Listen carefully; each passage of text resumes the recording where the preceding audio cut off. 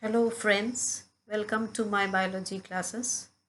This is the second video on the lesson Human Health and Disease for class 12, and in this video we are going to discuss some general topics on diseases. These are our learning goals. At the end of the video, you as students will be able to define diseases, state different types of diseases with examples, differentiate between infectious and non-infectious diseases, define pathogen and name their types and diseases caused by them, state different modes of infections, understand the importance of prevention is better than cure.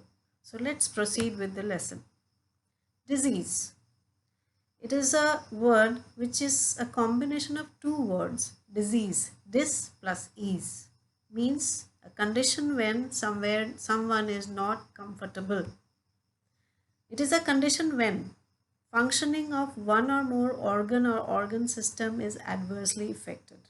Obviously, the person is not at ease and has signs and symptoms of the disease.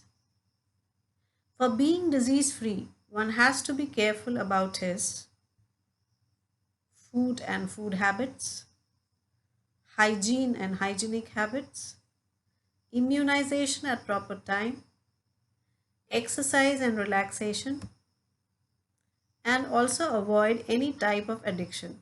We have talked about all these in the first video of this lesson. Food boosts and maintains our immunity.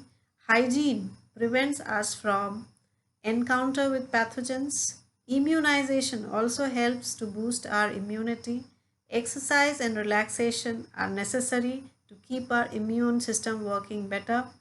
And addiction, one should be free from addiction so that one does not reduce the power of his immune system. Let's talk about different types of diseases.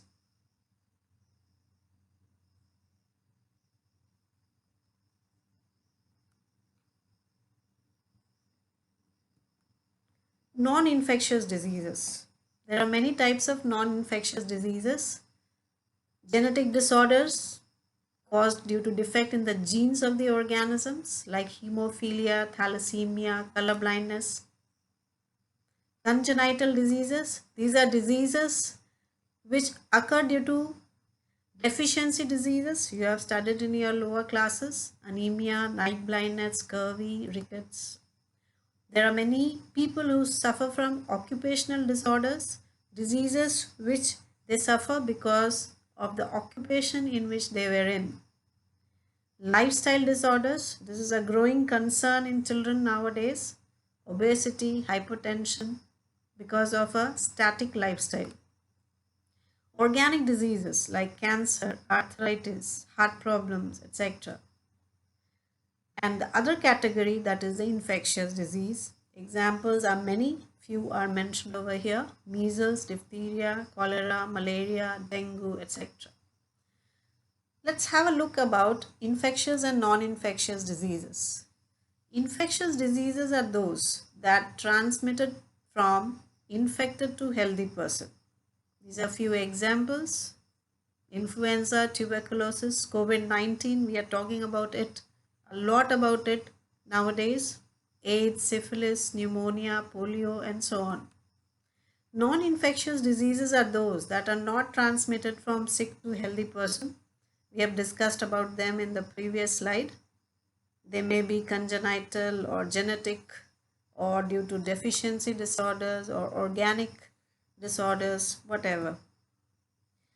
The matter of concern is of the infectious diseases, and infectious diseases are always caused by pathogens. Now, what are pathogens? Pathogens are disease causing microbes, and the pathogens may be a bacteria, a virus, fungi, a protozoa, or worms. And these are examples of the diseases caused by the different pathogens. We'll discuss about them in details in the next video. Modes of infection. As we know that infectious diseases get transmitted from infected to healthy person. The means there is some mode of infection. It may be through air, basically through the droplets released from the infected person's mouth or nose while sneezing and coughing. These are a few examples. Then the next is through contaminated food and water like polio, dysentery, typhoid, hepatitis, diarrhea.